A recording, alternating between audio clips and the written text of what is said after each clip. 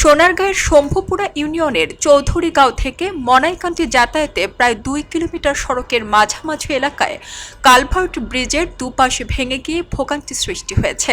Culvert ও সড়ক ভেঙে গর্তের সৃষ্টি হওয়ার কারণে 20 গ্রামের সাধারণ মানুষ ও স্কুল কলেজের শিক্ষার্থীদের চলাচলে চরম ভোগান্তি।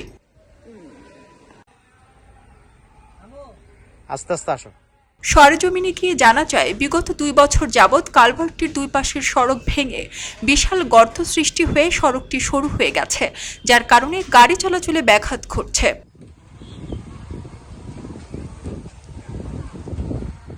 এই সড়কটি দিয়ে প্রতিদিন প্রায় 20 গ্রামের হাজার হাজার মানুষ চলাচল করে থাকে। বিশেষ করে প্রতি রবিবার ঐতিহাসিক কাইকারটে ঘাট থেকে মানুষ বিভিন্ন আসবাবপত্র মালামাল ক্রয় করে বাড়ি ফিরতে অতিরিক্ত ভোগান্তিতে পড়ছেন।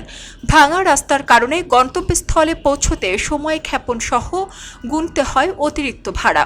এই রাস্তাটা ভাঙা গেছে, রাস্তাটা ঠিক করার প্রয়োজন।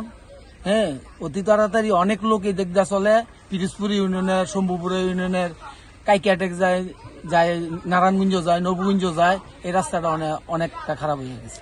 আমাদের এই ব্রিজটা যাতায়াত করতে খুব সমস্যা। প্রায় 2 বছর যাবত এই ব্রিজটা এইভাবে অকার্যকরভাবে পড়ে আছে। তো এখন এই বছর একটু কাজ করছিল, কিন্তু কাজটা সাকসেসফুল হয় নাই।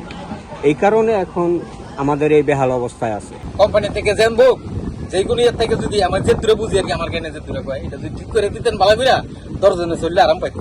অনেকদিন ধরে রাস্তার এই ব্রিজটা ভেঙে গেছে, অসমাপ্ত। এই জন্য সাধারণ পাবলিক যারা আমাদের আসা যাওয়া করি, আমাদের মোটামুটি অনেক কষ্ট ভোগ করতে হয়।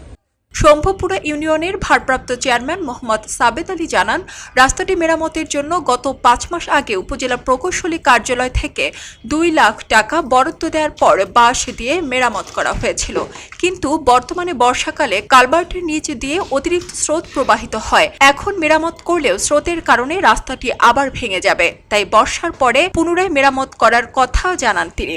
এই সড়কে যে একটা কালভার্টের কথা বলেছেন, কালভার্টটা আসলে অনেক পুরাতন।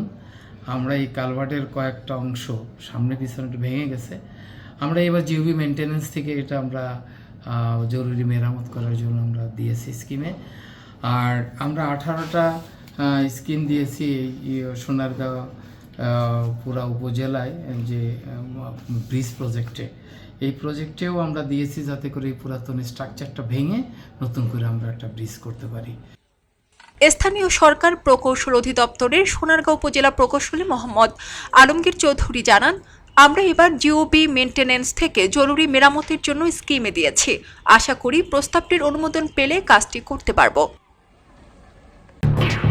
খবরের কাগজ, নিখাত, নির্ভীক, নিরপেক্ষ।